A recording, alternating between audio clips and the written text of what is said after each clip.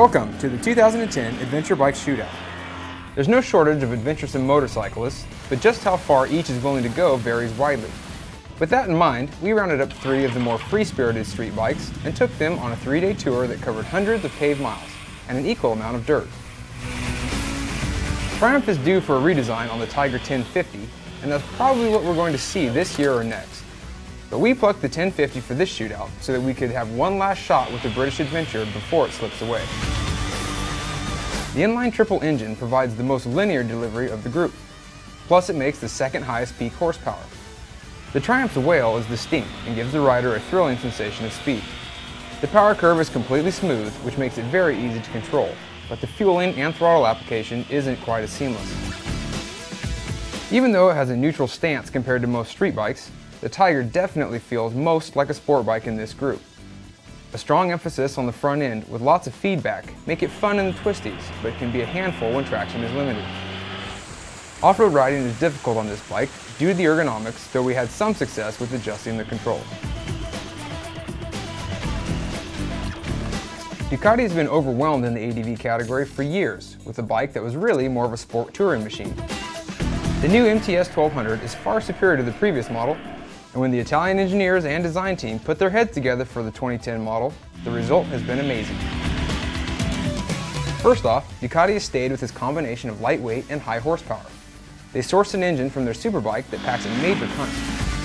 Strapped into a lightweight and neutral steel trellis and aluminum chassis, the Multistrada makes for an unbelievably good street bike. The suspension components are very good, and the instrumentation is far in advance of the other adventure machines. However, it still remains heavily biased towards the pavement. 17-inch cast aluminum wheels, explosive power, and compact ergonomics aren't well suited to off-road riding. Fortunately, even with the Duck's pavement prowess, we were surprised at how fun it is to ride the dirt.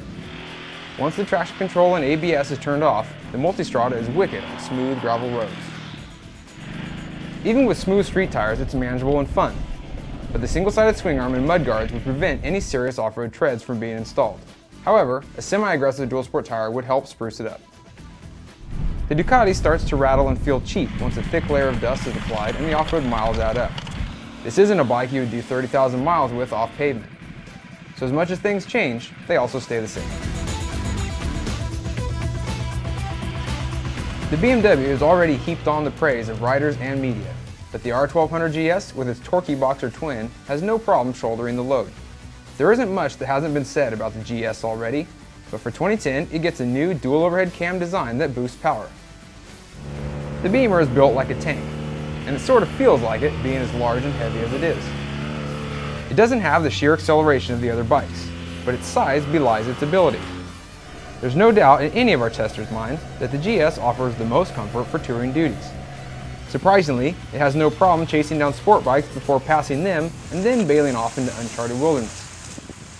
The paralever and tail lever suspension feels considerably different than the traditional fork and shock on the Triumph or Ducati. The chassis is nimble, well balanced and unshakable, and this is the bike that will adventure the furthest.